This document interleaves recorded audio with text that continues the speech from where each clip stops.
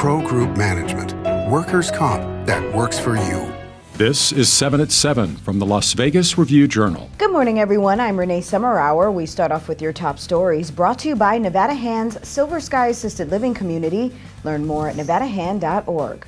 Metro released details Monday afternoon on a police shooting in northwest Las Vegas. Assistant Sheriff Jamie Prosser said that 35-year-old Dusty Porter was threatening to kill his sister with a kitchen knife while barricaded in a bathroom before police shot him Friday night. Officers surrounded the house and talked to Porter from outside, but he refused to come out. Once police heard screaming, they broke through the bathroom door and saw Porter with the knife. That's when Officer Vladimir Butler opened fire. They did an amazing job, lots of restraint, attempting to de-escalate the situation. However, when he makes entry into that bathroom and now he has his sister held hostage, he's made numerous threats that he's going to kill her, kill himself, force officers to kill him. As of Monday afternoon, Porter remains at the hospital. He faces charges of second-degree kidnapping with a deadly weapon and resisting an officer with a deadly weapon. Butler was placed on administrative leave pending the outcome of the review. 2 children and an adult are in critical condition after they were found suffering from possible heat exhaustion in a desert area in Henderson. They were found in the area of Cadiz Avenue and Parowan Street and were taken to the hospital. Police said it was an active investigation and that no further information would be immediately released. A man ordered to undergo mental health evaluation after he was accused of attacking his 75-year-old Filipino-American neighbor was deemed competent to face charges. 44-year-old Christian Lentz is facing felony charges of burglary motivated by bias or hatred and abuse of a vulnerable person motivated by bias or hatred. Lentz previously told the Review-Journal that his memory from the days surrounding the attack was fuzzy and that he is, quote, not a hate crime person. He is scheduled to appear in court again on Wednesday. A federal grant awards the Regional Transportation Commission $630,000 to help develop a plan to improve mobility.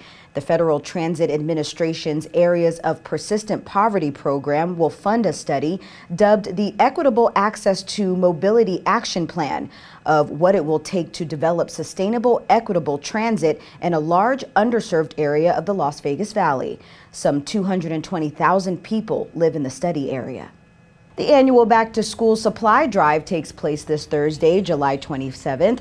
The drive is meant to ease the financial burden of buying school supplies and clothing for students of varying socioeconomic backgrounds. To drop off donations, visit the Sam's Club on Rainbow Boulevard from 5:30 a.m. to 3 p.m. or NV Energy Building on Sahara Avenue from 10 a.m. to 3 p.m. View the flyer on your screen for priority supplies needed for the upcoming school year.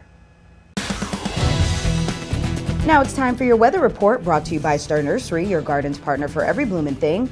Hot and sunny with moderate winds is in your forecast for today. Today's highs reaching around 111 degrees, with wind gusts as high as 20 miles per hour in parts of the valley. Tonight, partly cloudy skies, lows around 89 degrees. For the rest of the week, winds and temps will increase slightly Wednesday, with moderate winds projected for the rest of the week. Daytime highs will stay around 111 until Friday. Evening lows in the upper 80s. In your business news, sponsored by Bank of Nevada Bank on Accountability, MGM's CEO Bill Hornbuckle discusses projects both in and outside of Vegas. Review-Journal's Jen Ah brings us the interview about what's next for Nevada's largest company. MGM Resorts International is putting an emphasis on international during this exclusive interview with MGM President and CEO Bill Hornbuckle.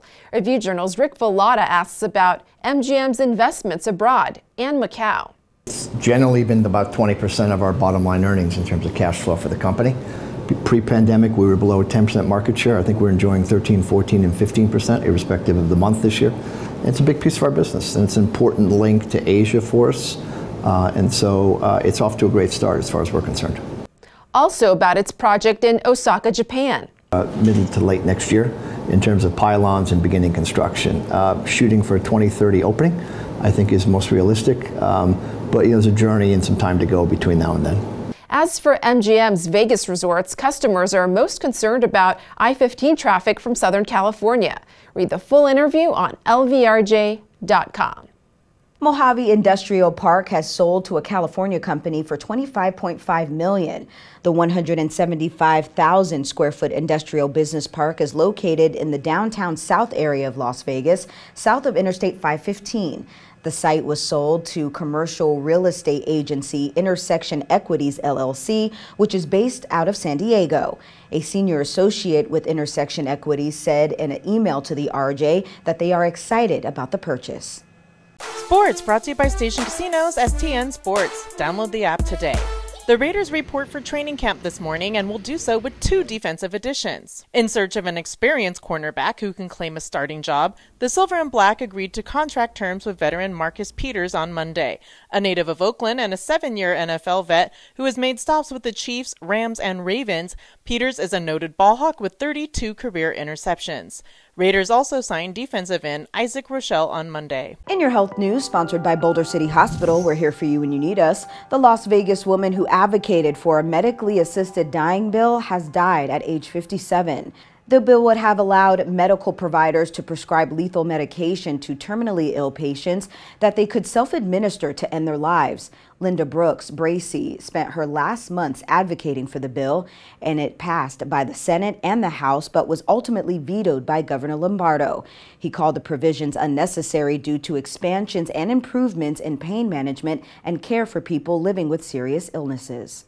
Sports betting brought to you by the Las Vegas Paiute Tribal Smoke and Cigar Shop. The United States are now a -333 favorite at William Hill Sportsbook to win their group in the Women's World Cup and will face the Netherlands on Wednesday. The Dutch are the second choice to win the group at +240 odds. The odds for their matchup on Wednesday favors the U.S. on the 3-way line, where they are -140 favorites. The Netherlands are +400 to win, with a draw at +240. The total is 2.5 goals, with the underset at -150. In your entertainment news, sponsored by Arizona Charlie's, has live entertainment every weekend at both locations. Go to ArizonaCharlies.com to see who's playing. The Coliseum's top stand-up is back for a half-dozen shows this year as he surpasses his 20th anniversary at the venue. Jerry Seinfeld is set to return April 12th and 13th, August 9th and 10th, and September 6th and 7th of 2024. Tickets go on sale at 10 a.m. Friday. Limited tickets are available for his performances this Friday and Saturday, his final Las Vegas shows this year. Thank you for watching 7 at 7 a.m. I'm Renee Summerhour. If you have an Amazon Fire TV, search Review Journal to download our channel. Watch Las Vegas breaking news streaming live on your OTT device. We'll see you back here later today for 7 at 7 p.m. From the Las Vegas Review Journal, have a great day. Review Journal Studio, sponsored by Adam Kuttner. Get the maximum settlement as quickly as possible. This 7 at 7 update, sponsored by Pro Group Management. You're watching 7 at 7 from the Las Vegas Review Journal.